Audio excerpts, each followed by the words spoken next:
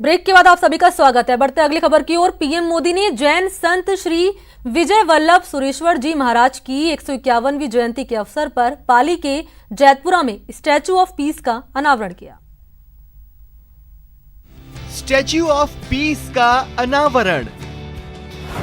वल्लभ जी महाराज की 151वीं जयंती।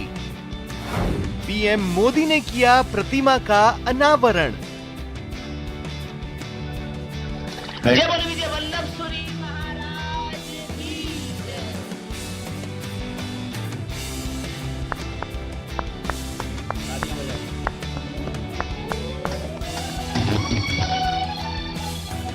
पंजाब केसरी जी की प्रतिमा जी का अनावरण हो चुका है। जय जयकार जय जयकार।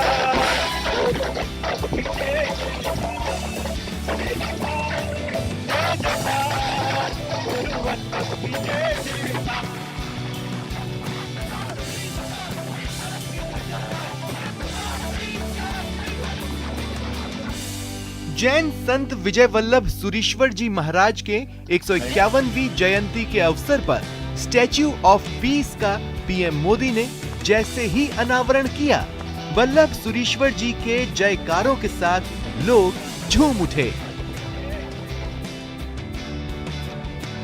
जय बोलो विजय वल्लभ सूरी महाराज की जय।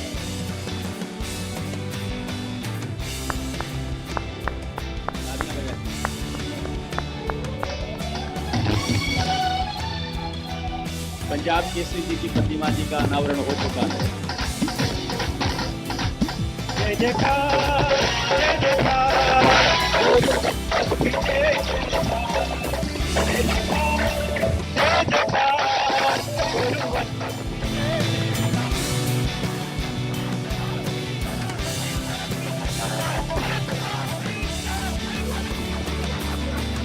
जैन आचार्य विजय वल्लभ सुरीश्वर जी महाराज ने भगवान महावीर के संदेश का जीवन भर प्रसार किया।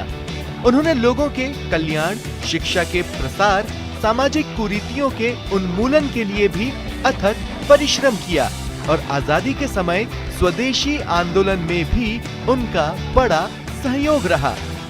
पाली के जैतपुरा में श्री विजय वल्लभ साधना केंद्र में स्टैच्यू ऑफ पीस के अनावरण के अवसर पर पीएम ने आचार्य विजय वल्लभ जी के संदेश के बारे में बताया। साथ ही पीएम ने कहा कि स्टैच्यू ऑफ पीस शांति, अहिंसा और सेवा का एक प्रेरणा स्रोत बनेगा। मुझे विश्वास है कि स्टैच्यू ऑफ पीस विश्व में शांति, अहिंसा और सेवा का एक प्रेरणा स्रोत बनेगी। साथियों, आचार्य विजय वल्लभ जी कहते थे, धर्म कोई तटबंधों में बंधा सरोवर नहीं है, बल्कि एक बहती धारा है जो सबको समान रूप से उपलब्ध होनी चाहिए। उनका ये संदेश पूरे विश्व के लिए अत्यंत प्रासंगिक है। जमीन से 27 फीट ऊंची है विजय वल्लभ जी की प्रतिमा। 151 इंच ऊंची अष्टधातु की statue of peace. Vijay Vallabh साधना केंद्र में प्रतिमा स्थापित। आचार्य के सम्मान में स्टैच्यू ऑफ पीस नाम दिया गया। वल्लभ सुरीश्वर जी का जन्म गुजरात के बड़ौदा में विक्रम संवत 1870 में हुआ था। उन्होंने भगवान महावीर के संदेश का जीवन भर प्रसार किया। उन्होंने प्रेरणादायक साहित्य, कविता, निबंध, भक्ति, भजन और स्तवन लिखे। आजादी के समय खादी स्वदेशी आंदोलन में भी उनका बड़ा सहयोग रहा। आचार्य श्री खुद खादी पहनते थे। वल्लभ सुरीश्वर जी महाराज ने मानवता को शांति, अहिंसा और बंधुत्व का जो मार्ग दिखाया, वो आज भी प्रासंगिक है। Bureau report, news 18 Rajasthan. और अब बात अलवर के लाल की, जिसने कमाल कर दिया है। जी हां, एक गैर मुस्लिम छात्र होकर कश्मीर में MA इस्लामिक स्टडीज की प्रवेश परीक्षा में उसने टॉप किया है। अलवर के लाल का कमाल। CUK के एंट्रेंस एग्जाम में किया टॉप। शुभम पढ़ेगा इस्लामिक स्टडीज, मजहब नहीं सिखाता। कमाल है, लगन हो तो फिर क्या कुछ संभव नहीं।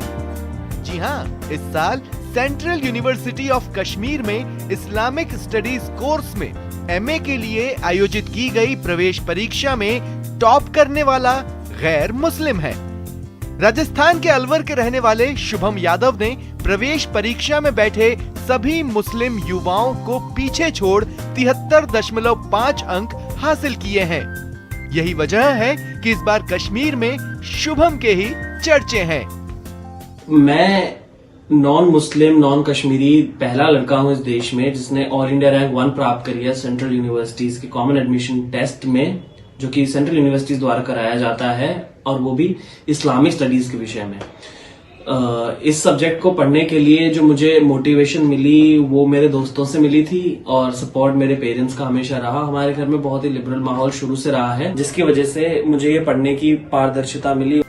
शुभम ने एंट्रेंस एग्जाम में न केवल पहला रैंक हासिल किया, बल्कि सामान्य श्रेणी में MA इस्लामिक स्टडीज कोर्स में चयनित हुए 54 छात्रों में वो अकेले गैर मुस्लिम उम्मीदवार हैं। अब जरा सुनिए, आखिर शुभम इस्लामिक स्टडीज से MA क्यों करना चाहते हैं। आगे जाके जब मैं एडमिनिस्ट्रेशन में जॉब करूं तो मुझे एक कॉन्सिलेटरी मेजर की तरह माना जाए, जो कि आप जानते हैं कि बहुत ही पोलराइजेशन और इस्लामोफोबिया हमारे देश में फैल रहा है, तो उसको कंट्रोल करने के लिए, और सबसे बड़ी बात कॉन्सिलेटरी मेजर इस चीज में, जिससे कि हिंदू और मुस्लिम्स में एक समझौता किया जा सके ऑन ग्राउंड ऑन एडमिनिस्ट्रेशन, और इसको प्राप्त करने के लिए मैंने सब्जेक्ट चुना। दरअसल सेंट्रल यूनिवर्सिटी कश्मीर ने हाल ही में अपनी आधिकारिक वेबसाइट पर BA, SSB और MA कोर्स की प्रवेश परीक्षा के रिजल्ट अपलोड किए हैं, ताकि चयनित उम्मीदवार 3 नवंबर से शुरू हो रही काउंसलिंग में भाग ले पाएं। इस चयन सूची में शुभम यादव का नाम सबसे ऊपर देखकर ये सूची सोशल मीडिया पर साझा की गई और देखते ही देखते वायरल भी हो गई। अलवर से न्यूज़ 18 के लिए राजेंद्र शर्मा की रिपोर्ट। तो चलिए इसी के साथ इस बुलेटिन में इतना ही। नमस्कार।